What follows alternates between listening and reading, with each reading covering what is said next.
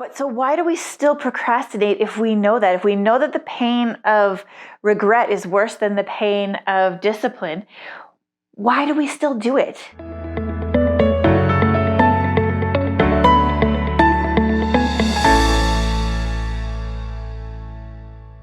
Hello, and welcome. Today I want to talk about why we don't follow through on what we set out to do and what we can do about it. See, human beings have been procrastinating forever.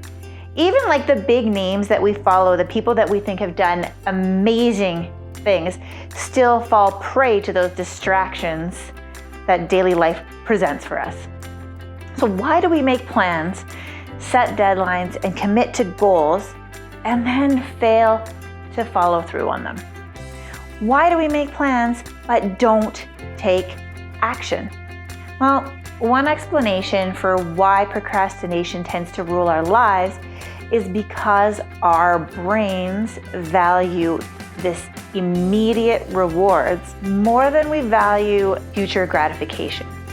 So when you make plans for yourself, like setting a goal to lose weight, or maybe to learn another language, or run a marathon, or write a book, you're actually making plans for your future self.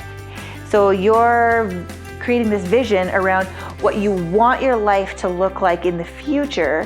And when you think about the future, it's really easy for your brain to see that there's some value in taking like action towards those benefits that we would get by doing that thing down the road, right?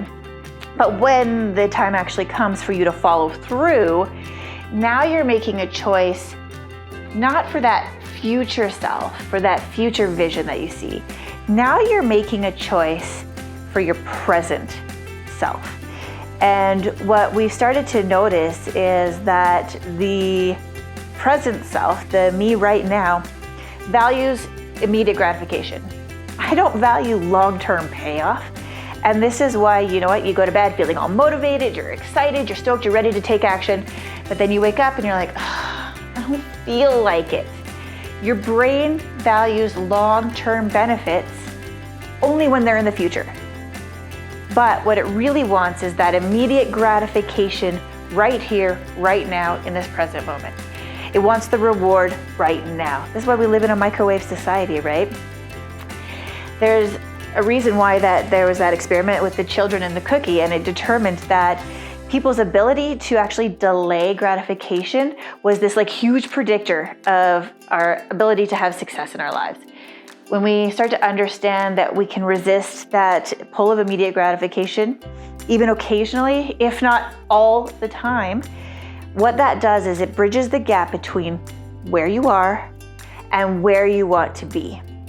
So are you ready to beat procrastination and actually follow through on what you set out to do? I'm going to give you a couple of just simple strategies right here that can help you. So one of the ones that I have been utilizing in my own life and reading a lot about is removing the friction of getting started. See, the guilt and the frustration of procrastination is almost always worse than the pain of doing the work, right? Jim Rohn, we have to suffer one of two pains, either the pain of discipline or the pain of regret, right? But so why do we still procrastinate if we know that? If we know that the pain of regret is worse than the pain of discipline, why do we still do it? Well, I find that it's because being in the work is more difficult than starting the work is more difficult, right? We have to really work hard to start any behavior. But once you begin, it is so much less painful to do the work.